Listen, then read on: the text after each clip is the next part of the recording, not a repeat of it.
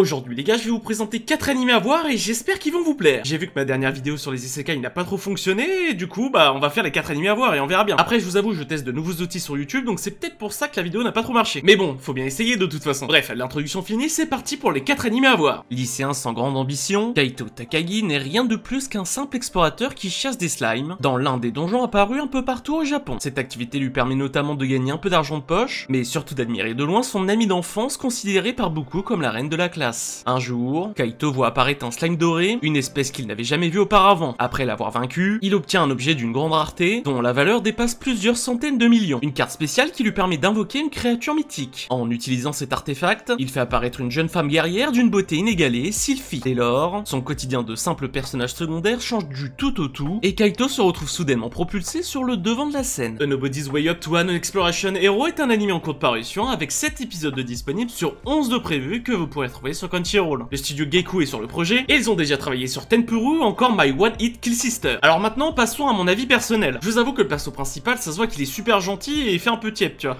Et du coup, je peux vous dire qu'on a affaire à un anime type chill, exploration, harem, et voilà quoi, c'est un truc chill quoi. Après, j'apprécie l'anime car il faut savoir apprécier les choses simples. Bref, en tout cas, si vous voulez chiller, n'hésitez pas et foncez. Du haut de ses 8 ans, le destin d'Hojo Tokiyoki, héritier direct du shogunat Kamakura, semblait tout tracé. Mais suite à l'insurrection de Takoji Ashikaga, l'un des principaux opposants dans sa famille, le jeune garçon a tout perdu. Des plus proches partisans de son clan, tous massacrés jusqu'au dernier, en passant par les terres qui lui appartenaient. Seul et pourchassé par les nouveaux dirigeants de la région, il est secouru de justesse par un prêtre, qui l'aide à prendre la fuite. Dernier survivant de sa lignée et fugitif le plus recherché de la région, Tokiyoki ne perd cependant pas espoir. Pour récupérer ses biens et redorer le blason du clan Kamakura, il compte recruter de nouveaux adeptes, avant de se lancer à la reconquête du trône. Pour arriver à ses fins, il peut compter sur un atout de taille, son incroyable capacité à fuir dans n'importe quelle circonstance. L'histoire mouvementée de l'insaisissable prince samouraï commence maintenant. The Elusive Samurai est un animé en cours de parution, et oui, comme le précédent. Il est actuellement disponible sur Crunchyroll avec 6 épisodes et 12 épisodes sont attendus. Cloverworks est à l'animation et je ne pense qu'on les présente plus car ils ont déjà réalisé Winebreaker, Orimiya ou encore My Dress Up Darling. Bon, je vous avoue qu'on a sûrement l'un des meilleurs animés de l'été 2024. L'animation est vraiment sympa, sauf la 3D. Après, c'est vrai que j'éprouve une haine profonde avec la 3D, surtout avec Blue Lock et j'en passe. Bref, l'anime risque de durer pas mal de temps étant donné que l'histoire est assez longue, donc attendez-vous à une saison 2. Après, seul le temps nous le dira, hein, les gars. En tout cas, cet animé est vraiment pas mal, du coup, je vous le conseille. J'en profite pour faire une petite pause dans cette vidéo pour vous inviter à vous abonner, à activer la cloche pour rester averti des prochaines sorties vidéo, à commenter et à liker, ça aide à développer la chaîne.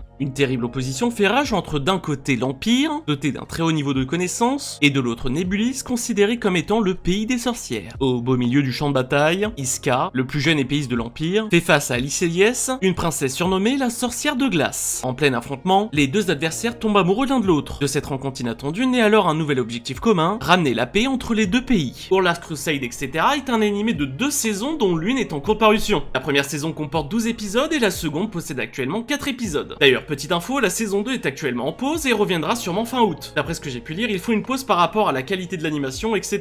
Du coup, rien de bien méchant. Dommage que certains studios ne fassent pas pareil. Ah oui, et au fait, comme d'habitude, hein, l'animé est disponible sur Crunchyroll. Sur la première saison, c'est le studio Silverlink qui s'en est occupé, et par exemple, ils ont travaillé sur Masamune-kun no Revenge. En revanche, sur la deuxième saison, ils ne travaillent plus tout seuls, ils travaillent avec le studio Palette, qui a travaillé par exemple sur Kamikatsu. Bref, revenons à l'animé, c'est une histoire assez simple, mais qui réussira à vous plaire. Les personnages sont sympas et l'animation tout autant, donc je ne peux que vous le conseiller, donc n'hésitez pas, et foncez. Aussi longtemps que les êtres humains posséderont un cœur, il y en aura toujours qui souffriront. Lorsqu'un étrange mal pénètre dans l'esprit d'une personne, une maladie se manifeste par la suite dans son corps. Sobrement nommée maladie mystérieuse, elle est inconnue de la plupart des gens, mais existe pourtant bel et bien. Nous suivons le quotidien de Ramune, un médecin qui, accompagné de Kero, son assistant, combat cette maladie que même la médecine moderne ne parvient pas à guérir. Particulièrement grossier et agissant quand bon lui semble, il est pourtant le seul capable de comprendre la cause profonde de la maladie et de soigner les malades qui en sont atteints. Dr Ramune est un animé de 12 épisodes disponible encore et toujours sur Crunchyroll. L'animé a été réalisé par le studio Platinum Vision qui a déjà réalisé Servant ou encore I'm in love with the violence. Ah, j'ai bien galéré là. Bon, est-ce qu'on ne tiendrait pas l'inspiration des carnets de l'apothicaire? Non, en vrai, l'anime est vraiment sympa et les histoires s'y succèdent. Après, c'est sûr, je ne pense pas qu'il sera dans votre top 10. L'anime se laisse regarder, donc si vous cherchez à vous détendre, n'hésitez pas et foncez. Les 4 animés à voir, c'est fini pour aujourd'hui. J'espère que la vidéo t'a plu et comme d'habitude, on se retrouve vendredi prochain à 16h. C'était Marathieu. Ciao, ciao.